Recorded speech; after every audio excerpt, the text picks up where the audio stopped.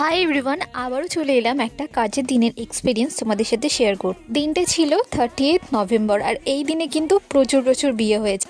তো এই দিন আমার এই মিষ্টি ক্লায়েন্ট আমার থেকে নিয়েছিল একটা পার্টি মেকওভার। তোমরা কিন্তু জানিও অবশ্যই কেমন লাগলো লুকটা।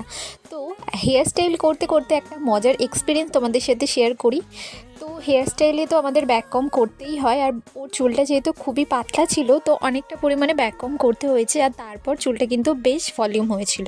তো ও আমাকে রিকোয়েস্ট করছিল চিরুনিটার নাম বলতে, যাতে ও ওইভাবে হেয়ার স্টাইল করে চুলটাকে একটু ফোলা দেখাতে পারি। তো আমি এটাই বলছিলাম যে নিজে নিজে এইভাবে হেয়ার স্টাইল করা যায় না, ওটা মেকআপ আর্টিস্টের ওপরই ছেড়ে দেওয়া বেটার।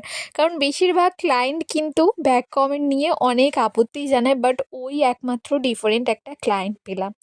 তো যাই হোক, লুকটা কেমন হয়েছে তোমরা অবশ্যই জানিও, আর ওর থেকে কিন্তু রিভিউটা শুনে নিও।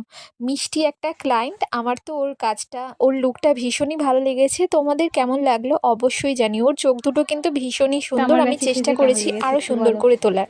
প্রথমবার সেজেছিলাম তোমার কাছে বিয়েতে, আবার তোমায় ডাকলাম, সত্যিই খুব ভালো সাজিয়েছো, আমার খুব পছন্দ হয়েছে। Thank you.